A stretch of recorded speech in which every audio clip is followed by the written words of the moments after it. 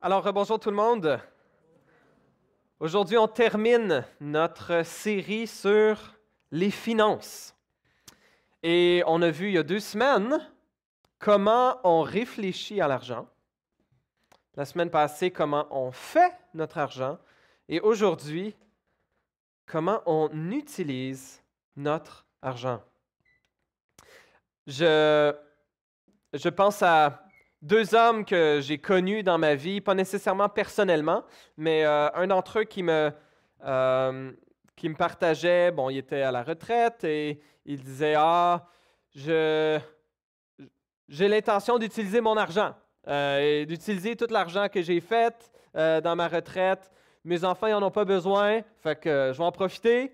Je vais profiter du fruit de mon labeur avant de ma vie, puis c'est pas grave s'il n'en reste pas pour les enfants. Et je pense à un autre homme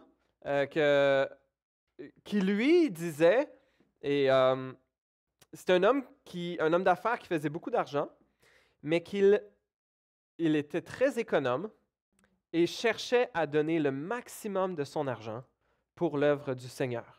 Et même, c'était il y a plusieurs années, un événement qui a été organisé par notre association d'Église. Il a été un grand donateur, je pense, pour notre association d'Église à travers les années. Et il nous donnait des trucs pour être généreux et il nous expliquait comment on pouvait acheter nos pantalons en spécial au magasin. Et que lui, je ne sais pas combien d'argent il avait, mais il n'achetait jamais des pantalons, pas en spécial. Et c'était quelqu'un qui avait beaucoup d'argent et qui en donnait une partie immense. Parce qu'il disait, chaque dollar que je peux éviter de dépenser pour moi, c'est un dollar que je peux donner pour le royaume de Dieu. De ces 2 hommes, lequel pensez-vous était le plus malheureux ou le plus heureux au niveau de ses finances?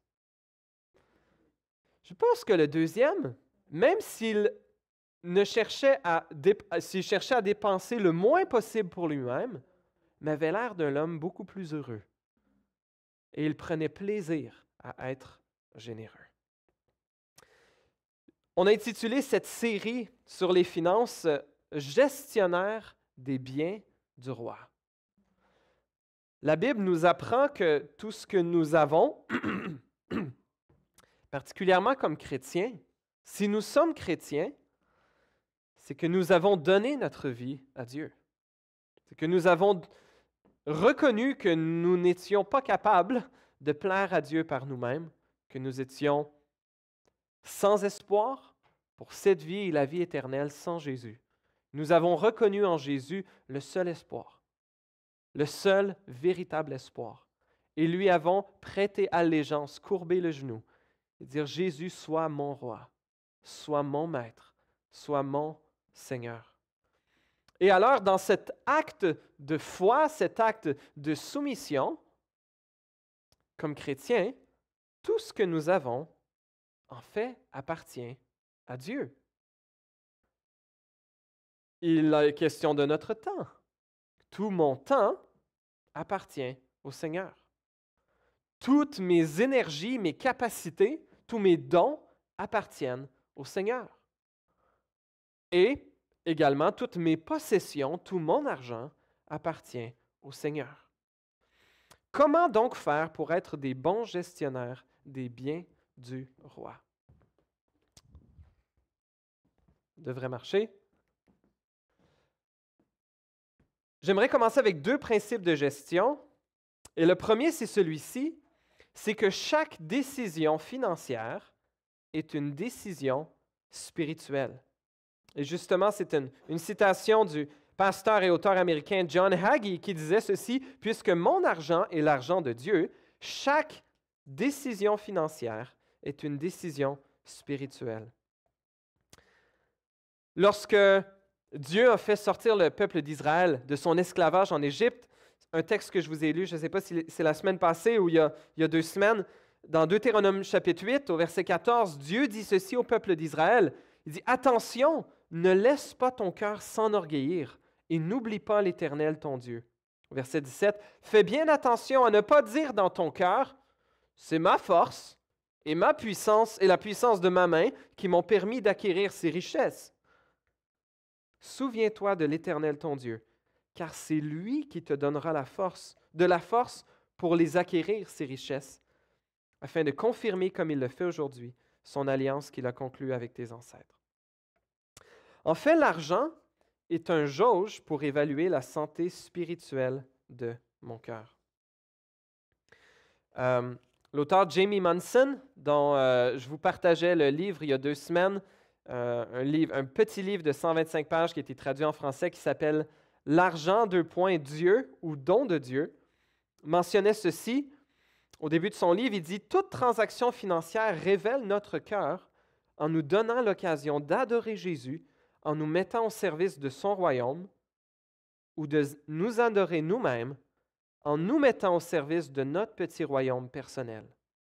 Chacun d'entre nous, qu'il soit nanti ou déshérité, met son argent au service du Dieu qu'il adore. » Fin de la citation. Une autre réflexion, un deuxième. C'est censé être numéro 2, mais peut-être que Dieu voulait que les 2 soient aussi importants pour nous aujourd'hui. Le principe numéro 2, et c'est quelque chose que Jamie Munson partage dans son livre, c'est de privilégier une gestion par priorité et non une gestion par besoin et envie. Voici ce qu'il explique dans son livre et j'ai trouvé ça brillant. Il dit, on peut considérer toutes les dépenses ou toutes les façons d'utiliser notre argent comme des besoins et des envies. Donc, j'ai des besoins et pour ça, je dois faire ces dépenses-là et j'ai des envies et pour ces dépenses-là, je peux ou non décider de soit me livrer à mes envies ou bien me faire du renoncement de soi et renoncer à toutes mes envies. Munson, il suggère que cette gestion par besoin et envie, c'est une mauvaise façon de gérer nos finances parce que, pour 2 raisons. La première, c'est qu'on a très peu de vrais besoins. On a besoin d'air. Sur la planète Terre, jusqu'à date, ça va bien. On a de l'air. Ça dépend peut-être certaines saisons. Quand on a du smog, ça peut être un peu plus difficile pour certains. On a besoin d'air. On a besoin d'eau. À Montréal, ça va bien. C'est pas trop compliqué. On a besoin de nourriture, on a besoin de vêtements. Pour survivre, voilà quels sont nos besoins et nos vrais besoins. Et si on parle de besoins et d'envie, on risque de prendre beaucoup de catégories d'envie et de les importer dans besoin. Ah, mais j'ai besoin d'un téléphone, j'ai besoin d'une maison, peut-être d'une certaine taille, j'ai besoin d'une auto. Ce n'est pas des besoins fondamentaux. Je ne meurs pas si je ne l'ai pas. C'est utile, c'est pratique. Ça peut être une bonne décision. Et Jamie Munson suggère qu'au lieu de tout penser en termes de besoins et envie, qu'on pense en termes de priorité. De réfléchir à la façon d'utiliser nos dépenses en fonction de nos priorités. Parce que la deuxième raison que penser en besoin et envie n'est pas très bon, 1, on a très peu de vrais besoins, et 2, ça donnerait l'impression que toute dépense dans envie serait alors égoïste et quelque chose dont on devrait nécessairement se sentir coupable. J'ai une maison, ce n'est pas un besoin fondamental. J'ai une auto, je n'ai pas un besoin fondamental, donc je devrais me sentir coupable. Non, pas nécessairement. Si on réfléchit en termes de priorité, ça nous aide à être des meilleurs gestionnaires et pas d'avoir une dissonance cognitive de dire « Ah, j'en ai pas vraiment besoin, mais je décide de le faire, donc je suis égoïste. » Et il dit ceci, « La plupart des désirs ne sont pas intrinsèquement mauvais. » Si on pense en termes de besoins et envie ou désirs, la plupart des désirs ne sont pas intrinsèquement mauvais, c'est-à-dire ils ne sont pas mauvais par nature, mais nos désirs n'ont pas de limite. Nos ressources, en revanche, sont limitées, ce qui implique qu'il nous faut établir des priorités. Alors, allons-y, quoi faire avec mon argent? Quelles sont les priorités que vous et moi devrions avoir au niveau de la gestion de nos finances? J'aimerais vous proposer celle-ci comme première, fuir l'endettement. Ce que j'aurais pu appeler aussi vivre selon nos moyens. L'endettement des ménages québécois est en augmentation depuis une vingtaine d'années. Si on calcule combien d'argent les Québécois font à chaque année versus combien ils ont de dettes, les gens ont plus de dettes que ce qu'ils font dans une année. Et même les gens ont presque l'équivalent de 2 années de salaire de dette. Si on met toutes les dettes ensemble, les hypothèques, les prêts auto, carte de crédit, marge de crédit, prêts étudiants, etc. Et l'endettement des ménages québécois et canadiens est en hausse constante. Pourquoi est-ce cela? Parce que nous vivons au-delà de nos moyens. Quels sont les facteurs d'augmentation?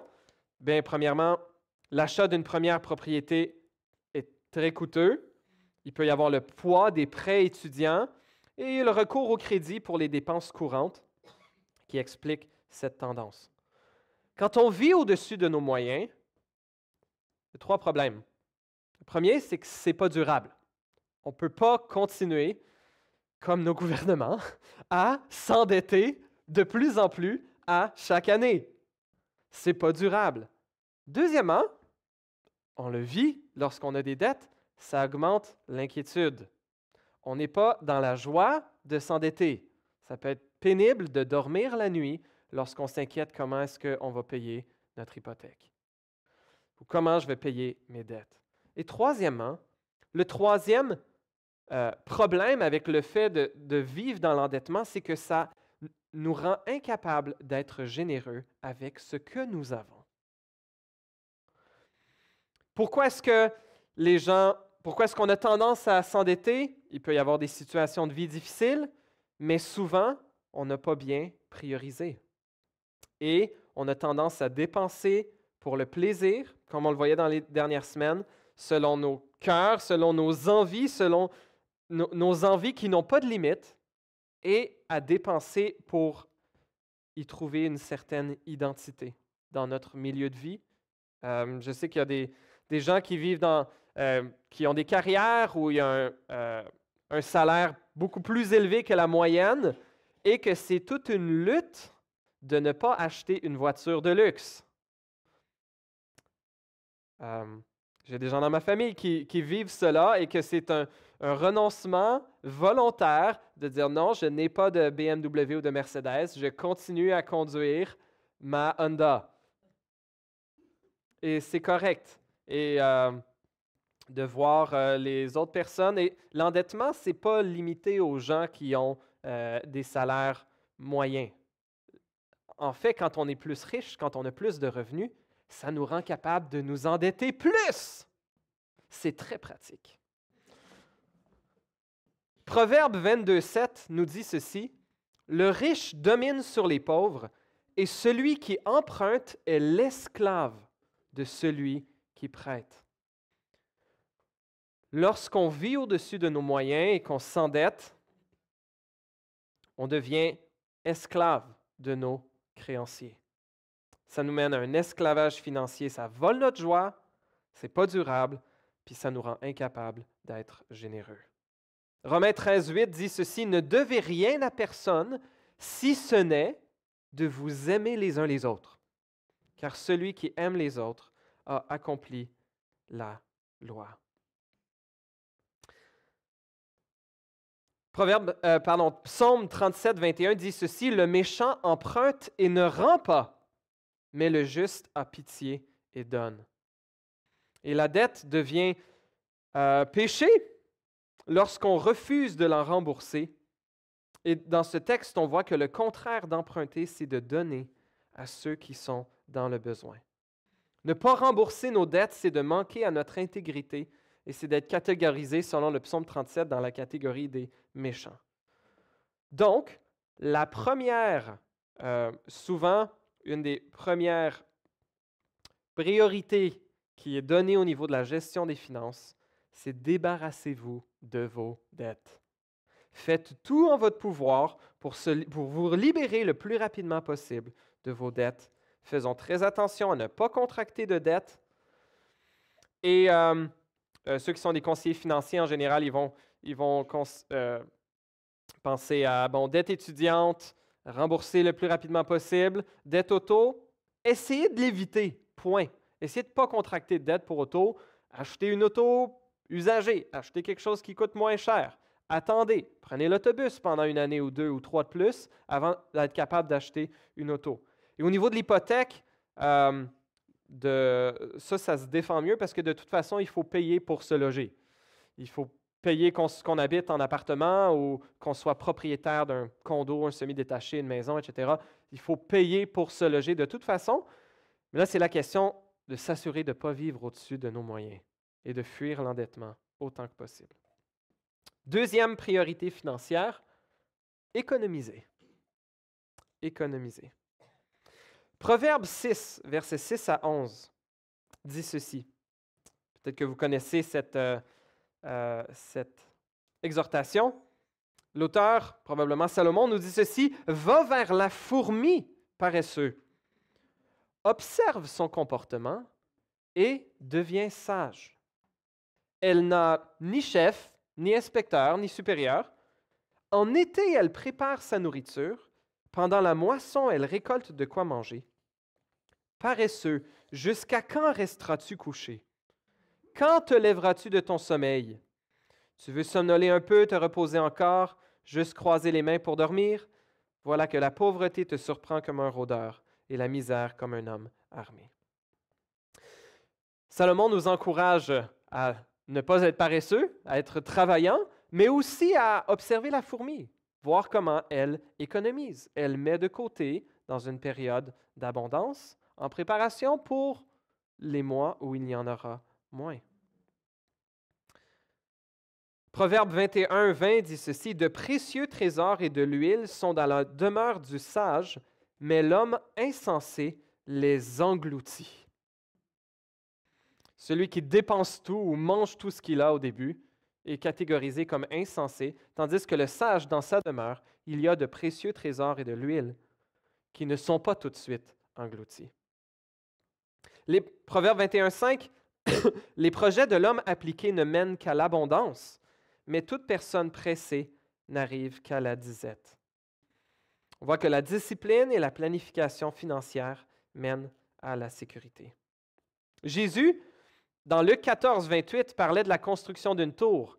Il en faisait une illustration sur le coût d'être son disciple. Il disait ceci: « En effet, si l'un de vous veut construire une tour, ne s'assied-il pas d'abord pour calculer la dépense et voir s'il a de quoi la terminer? » Mais on y voit le principe de planification et de prévoyance financière qui s'applique.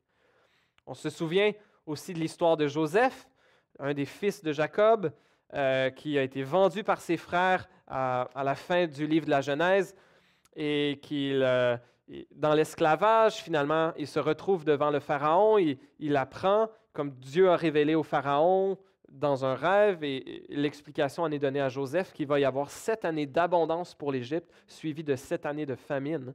Et Joseph suggère au Pharaon, de mettre de côté pendant 7 ans, et là, Dieu lui avait dit d'avance qu'il y aurait 7 années de disette, mais mettre de côté dans les années d'abondance pour que lorsqu'il y aura les années de famine, il y aura de quoi prendre soin du peuple.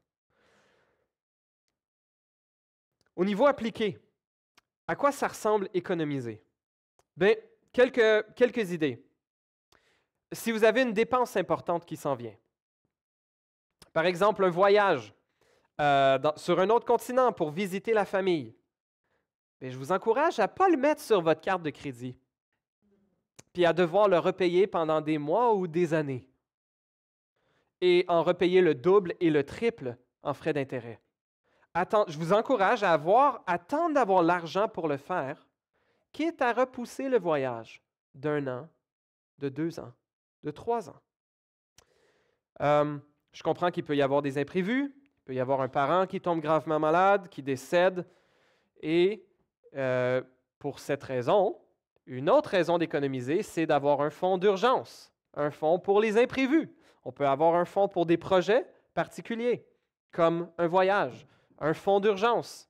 C'est une bonne stratégie, c'est conseillé par les planificateurs financiers d'avoir 3 mois de salaire de côté en cas de chômage inattendu. Ah ben là, ça veut dire qu'on ne peut pas se payer les vacances qu'on aimerait cette année. Peut-être que c'est une bonne chose. Peut-être que c'est une bonne chose de mettre de côté maintenant en vue des possibles difficultés qui pourraient arriver.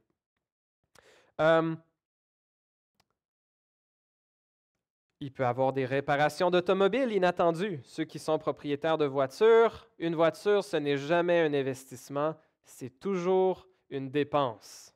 Ça coûte beaucoup moins cher la STM. Peut-être que vous trouvez que la STM coûte cher. Ça coûte beaucoup moins cher la STM que d'être propriétaire d'une voiture. Et parfois, la chose à faire comme propriétaire de voiture, c'est de vendre notre voiture et d'utiliser la STM. Mettre de l'argent de côté pour la retraite. C'est une bonne pratique. Et peut-être que dans votre emploi, votre employeur vous donne des incitatifs pour le faire. Je vous encourage à en profiter, à mettre de l'argent de côté pour votre retraite. Et même plus on met de l'argent de côté jeune à la bourse, plus les intérêts composés vont produire de dividendes à long terme. Fuir l'endettement, économiser. Maintenant, je le mets ici parce que je vais terminer avec mon plus gros point à la fin.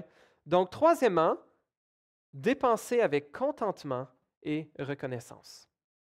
Si on parle de priorité, alors on fuit l'endettement, on évite les dettes ou on rembourse nos dettes, on met de l'argent de côté et, quatrième, celui qu'on va voir, on est généreux, on donne, on va en parler un peu plus tantôt, mais il n'y a pas de mal à dépenser au-delà du strict minimum avec contentement, mais avec reconnaissance à Dieu, que Dieu nous donne, que Dieu est celui qui nous donne de l'argent, que ce soit de l'argent pour lequel on a mendié, que ce soit de l'argent qu'on a hérité, que ce soit de l'argent pour lequel on a travaillé, que ce soit de l'argent qui vient de l'assurance chômage ou l'assurance maladie ou qui vient d'un fonds de pension commun.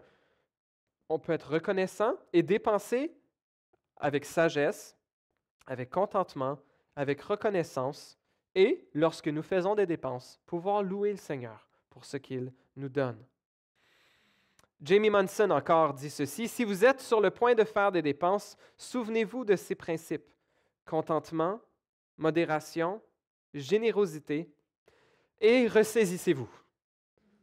Si nous nous laissons guider par le Saint-Esprit et par la parole, il est possible de dépenser de l'argent d'une manière qui n'est ni égoïste, ni frivole, ni pécheresse, et d'une manière qui honore même Dieu. » Un peu plus loin, il dit, comme tous les aspects de la gestion des biens, dépenser de l'argent est pour le chrétien un acte de piété provenant d'un cœur transformé et non pas une simple liste de choses à faire ou à ne pas faire. Dernièrement, on va passer un petit peu plus de temps sur cette quatrième façon d'utiliser notre argent, la donner. Alors, j'allais dépenser mon nombre de diapos si je vous les mettais une à la fois. Donc, vous les avez toutes d'un coup. Voici ce qui nous reste pour le reste du message. Donc, tout d'abord, pourquoi donner? Eh bien, nous allons tous mourir et ce qui nous reste de richesse ira à d'autres. L'Ecclésiaste nous en parle comme quelque chose qui fait partie de la recherche du vent, que c'est courir après le vent, c'est de la fumée. Toutes nos richesses accumulées, à la fin de notre vie, vont à d'autres. Si nous vivons pour accumuler, eh bien, nous partons sans cela. Profitons de pouvoir donner. Une autre raison de donner, à cause des dangers des richesses, à cause des dangers de notre cœur facilement cupide, avare, désireux de posséder plus ou de posséder point. Jésus a dit, que servirait-il à un homme de gagner le monde entier s'il perd son âme? Nous voulons donner une partie de notre argent pour servir le Seigneur, parce que nous sommes créés à l'image de Dieu, qui est un Dieu qui se donne et qui donne. Et comme ces porteurs d'image, nous donnons également. Nous voulons donner comme acte de louange envers Dieu pour servir Jésus. Texte qui m'est revenu en tête tantôt, 2 Corinthiens 8, verset 9, nous dit ceci à propos de Jésus. En effet, vous connaissez la grâce de notre Seigneur Jésus-Christ. Pour vous, il s'est fait pauvre alors qu'il était riche, afin que par sa pauvreté, vous soyez enrichis.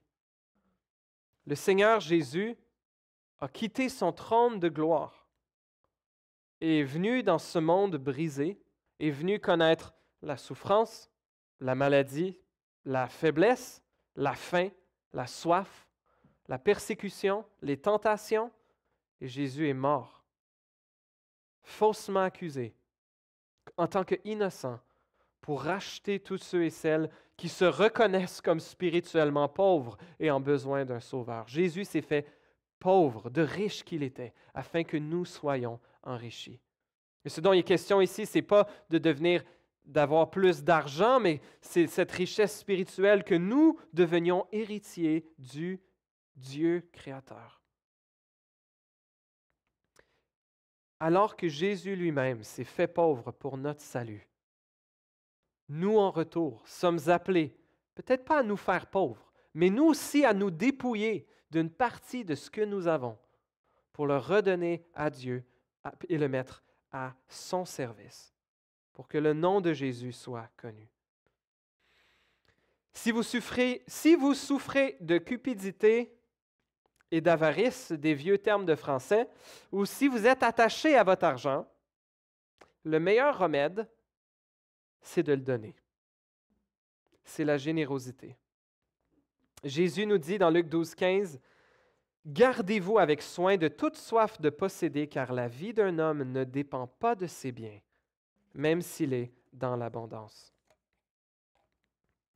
Une autre raison pour donner, une autre bonne raison pour donner, c'est pour susciter des actions de grâce envers Dieu.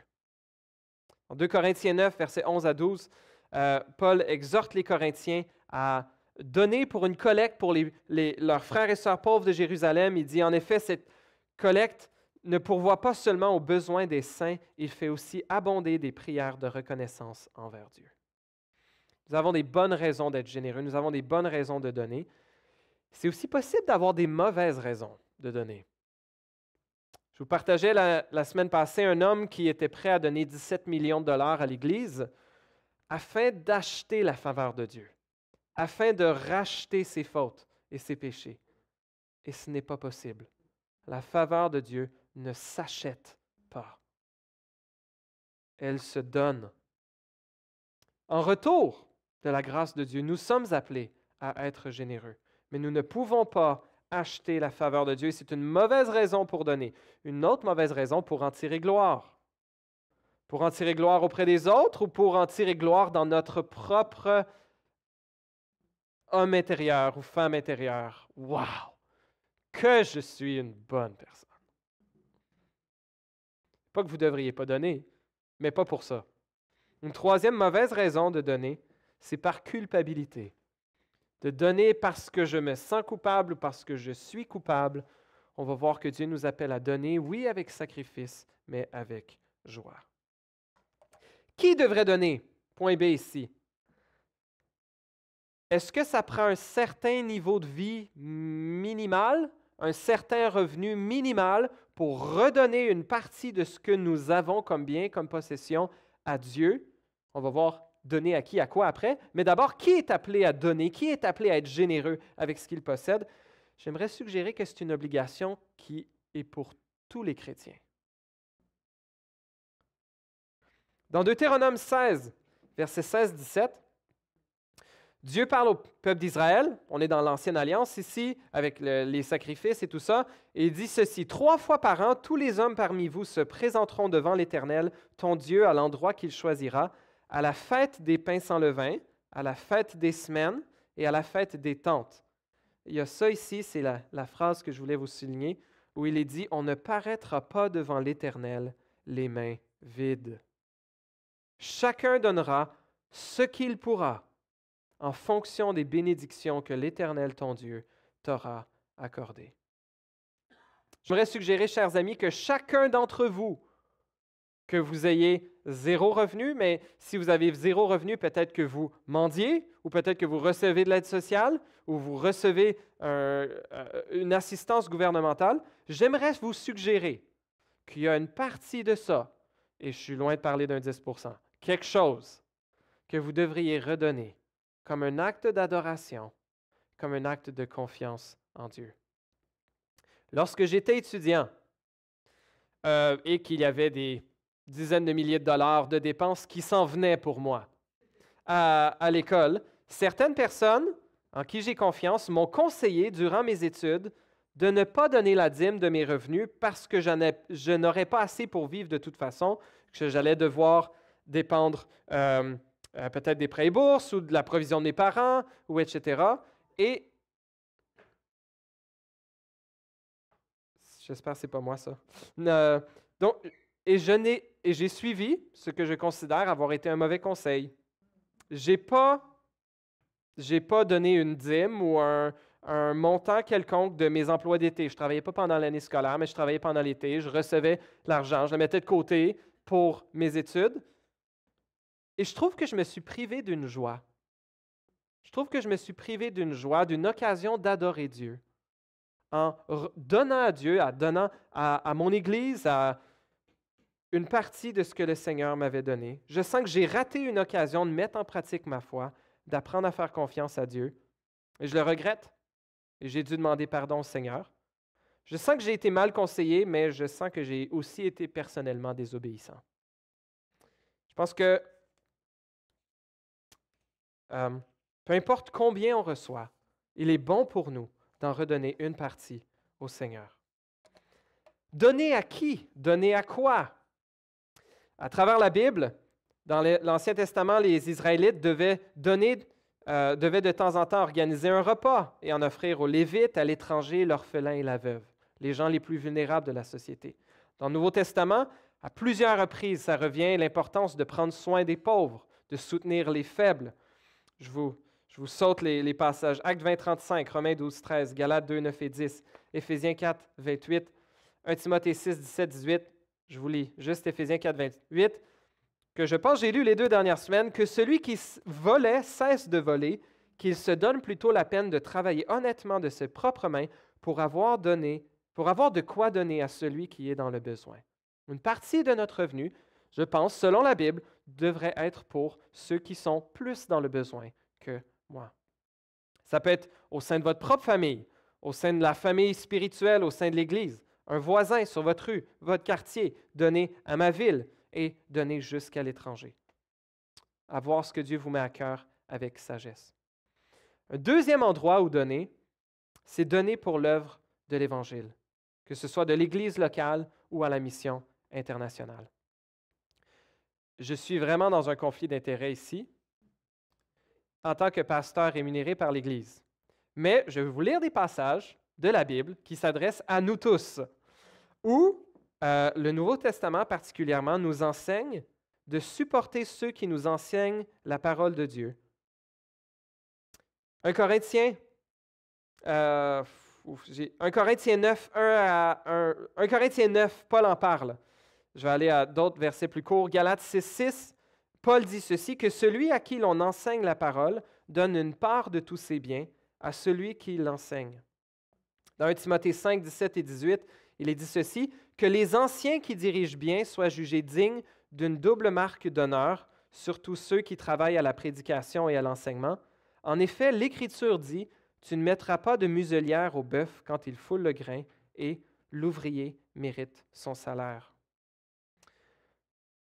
On voit aussi comment des églises ont soutenu Paul, qui lui était missionnaire et partait à l'extérieur. Dans Philippiens 4, versets 10 à 18, on voit comment Paul remercie les Philippiens de leur aide matérielle, qu'ils ont pris soin de ses besoins, lui qui était missionnaire pour l'œuvre de Dieu.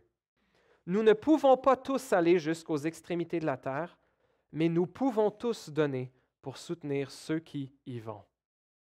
Et c'est pour ça que c'est une priorité dans un budget d'Église, non seulement de soutenir ses ouvriers, de payer pour les dépenses courantes, avoir une salle, avoir les capacités financières pour offrir une une communauté bienveillante, mais aussi qu'une part de notre budget d'Église serve pour la propagation de l'Évangile à l'extérieur de notre ville et au-delà, jusqu'aux extrémités de la terre.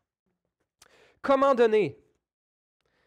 J'aimerais vous proposer ici. Comment donner? J'aimerais vous proposer ceci. Donner les prémices, donner avec régularité, donner avec sacrifice et donner avec joie.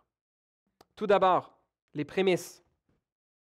Dans l'Ancien Testament, c'était un principe qu'à plusieurs fêtes, entre autres à la fête de la moisson, les Israélites devaient amener les premiers fruits de leur travail, de ce qu'ils avaient semé dans le champ. Il dit ceci, Exode 23, 19, « Tu apporteras à la maison de l'Éternel, ton Dieu, les tout premiers produits de ton sol. » Dans Nombre 15 aussi, « Vous prélèverez une offrande pour l'Éternel de votre pain. Vous présenterez à titre de prélèvement un gâteau tiré de votre première fournée.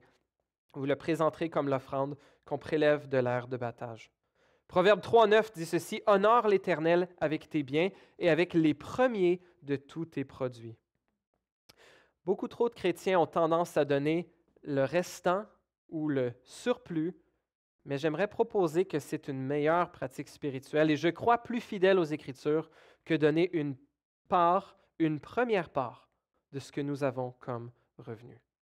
Deuxièmement, donner avec régularité.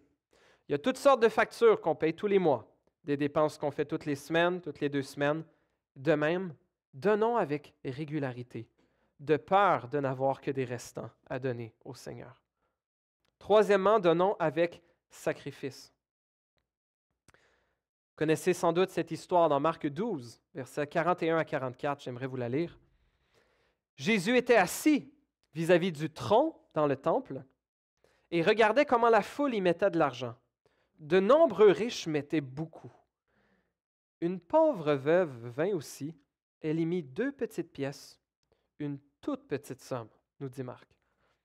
Alors Jésus appela ses disciples et dit, « Je vous le dis en vérité, cette pauvre veuve a donné plus que tous ceux qui ont mis dans le tronc, car tous ont pris de leur superflu pour mettre dans le tronc, tandis qu'elle, elle a mis de son nécessaire, tout ce qu'elle possédait, tout ce qu'elle avait pour vivre. » Au jeune homme riche, Jésus lui a dit de tout vendre et de le donner aux pauvres, de tout donner aux pauvres, et il a été incapable de le faire. Alors, je ne pense pas que Jésus est en train de nous encourager ici que c'est nécessaire de se dépouiller de tout ce que nous avons. On pense à nos priorités. La semaine passée, on parlait ou il y a 2 semaines, en quoi l'argent est utile. On doit travailler pour prendre soin de nos besoins personnels, pas avoir à dépendre des autres, prendre soin de ceux qui sont sous notre responsabilité. Et de pouvoir être généreux, d'économiser pour les saisons creuses, etc. Donc, on n'est pas tous appelés, je ne pense pas qu'on est appelé à faire nécessairement comme la veuve, à tout donner ce qu'on a, mais on devrait le sentir. Ça devrait être un acte que ce n'est pas juste du superflu, ce n'est pas juste le crémage sur le gâteau que de toute façon on ne voulait pas et qu'on l'a enlevé parce qu'il ne nous intéressait pas. Je pense qu'il y a quelque chose de bien, de sain, de sentir que dans ce qu'on donne, on aurait bien gardé une partie pour nous, mais qu'on la donne avec sacrifice, parce que Dieu est plus grand, parce que Dieu, comme acte d'adoration, d'abnégation, de service envers le Seigneur. Dernière attitude, le faire avec joie. 2 Corinthiens 9, 7, qui est imprimé sur nos enveloppes d'offrande, que chacun donne comme il a décidé dans son cœur, sans regret ni contrainte, car Dieu aime celui qui donne avec culpabilité, avec joie. Combien donner? Eh bien, j'aimerais vous référer au point D. D'accord? Combien donner? Bien, je vous encourage à donner comme ça. Vos prémices, avec régularité, avec sacrifice et avec joie. Et qu'est-ce que ça représente en termes de pourcentage? C'est ma compréhension de la Bible que la Bible ne donne pas de réponse aux chrétiens de la Nouvelle Alliance d'un pourcentage minimum qu'on devrait donner. Dans l'Ancien Testament, il y avait le principe de la dîme, et il y a des chrétiens évangéliques qui ont une position différente, qui croient que les chrétiens devraient tous donner un minimum de 10 %. sauf peut-être certaines rares exceptions, mais que ça devrait un peu être un barème de base. Et je pense qu'il y a là un bon barème de base. D'habitude, on est capable de vivre avec 90 de nos revenus. On est capable d'en donner un 10 et ça peut être une façon de donner les prémices avec régularité, sacrifice et joie. Mais moi, je ne pense pas qu'il y a de pourcentage qui est mandaté par la Bible. Dans l'Ancienne Alliance, il y a la dîme, un 10 de tout qui devait être donné au temple, en plus de toutes sortes d'autres dons ponctuels, ce qui revenait environ à 25 des récoltes et des revenus des Israélites. C'est une façon de pourvoir au temple, c'était une façon de pourvoir aux plus faibles, aux plus pauvres aussi. Moi, je ne vois pas de pourcentage dans le Nouveau Testament. Et ma compréhension, c'est parce que pour certains, Dieu ne veut pas placer un fardeau insurmontable. Et pour plusieurs, que Dieu ne voudrait pas nous donner l'impression que nous sommes généreux lorsque nous ne le sommes pas vraiment. Pour certains chrétiens, donner 10 de leur revenu est quasi impossible. Ça équivaudrait réellement à vivre dans la faim. Mais pour plusieurs autres chrétiens, donner moins de 40 de leur revenu, par exemple, serait déraisonnable. J'ai entendu plusieurs exemples de chrétiens bien riches qui font la dîme inversée, c'est-à-dire qu'au lieu de donner 10 de leur revenu pour la mission et vivre avec les 90 restants, ils donnent 90 au Seigneur et vivent avec 10 Ça exige tout un renoncement à soi, savoir que cet argent est disponible, qu'il est à moi, mais de le rendre au Seigneur. J'aimerais vous encourager aussi à considérer pas seulement ce qu'on peut donner de notre vivant, mais ce qu'on peut donner à notre mort. Plusieurs d'entre nous, il va nous rester de l'argent dans nos REER, dans nos comptes en banque, dans nos placements, dans notre propriété, dans notre maison lorsqu'on va décéder. Et un peu de base, nos propriétés, nos possessions vont à nos enfants, pour ceux qui ont des enfants. Mais c'est possible de rajouter un autre enfant aussi, de rajouter une organisation chrétienne, une organisation missionnaire. Et particulièrement si vous n'êtes pas certain si vos enfants vont utiliser cet argent-là selon vos valeurs et selon vos convictions, vous pouvez faire mettre dans votre testament au niveau de votre assurance vie que avec votre planificateur financier, avec votre notaire, de ce qu'à votre mort, une partie de vos possessions puisse être donnée selon vos valeurs pour l'œuvre du Seigneur. En conclusion, faites un budget. On a parlé il y a 2 semaines. Les finances sont source de tension dans la grande majorité des familles. Les finances sont émotionnellement chargées et elles sont la cause numéro 1 des divorces. Avoir un budget permet de discuter à propos des faits et non seulement des impressions et des émotions. Ensuite, je vous encourage à fixer vos priorités. Payez vos dettes. Ou peut-être, j'ai fini avec donner, mais donnez les prémices. Donnez une première part, que ce soit un 10 ou un autre pourcentage. Payez vos dettes, économisez et dépensez avec contentement et avec reconnaissance. Et si vous pouvez donner davantage ensuite, eh bien, allez-y avec joie. J'aimerais terminer avec ce dernier texte, Matthieu 6, 19 à 21. Jésus nous dit ceci. Ne vous amassez pas des trésors sur la terre, où les mythes et la rouille détruisent, et où les voleurs percent les murs pour dérober, pour voler. Mais amassez-vous des trésors dans le ciel, où les mythes et la rouille ne détruisent pas, et où les voleurs ne peuvent pas percer les murs ni voler, où vous ne pouvez pas vous faire frauder votre compte en banque, au ciel. En effet, là où est ton trésor, là aussi sera ton cœur. Ce que Jésus dit, c'est pas que là où est ton cœur, ce que tu aimes, tu vas y mettre ton argent. Non, il dit le contraire. Là où tu as ton argent, tu vas l'aimer. Si on place notre argent dans nos biens terrestres, notre préoccupation va être là. Mais si on donne notre argent, si on est généreux avec notre argent, ou même si on conçoit que tout ce qu'on a, ça appartient au Seigneur. On le garde, comme on dit, avec une main ouverte, non pas avec une main fermée, c'est à moi. Dire, Seigneur, c'est à toi. Oui, tu m'as donné ceci, ceci, cela, je garde ma main ouverte. Ça t'appartient. Et parfois, l'Éternel a donné, l'Éternel a repris, qu'on puisse être capable de dire, comme Job, que le nom de l'Éternel soit béni. Soyez bénis et investissons pour le royaume de Dieu. Investissons pour le ciel. Soyez bénis.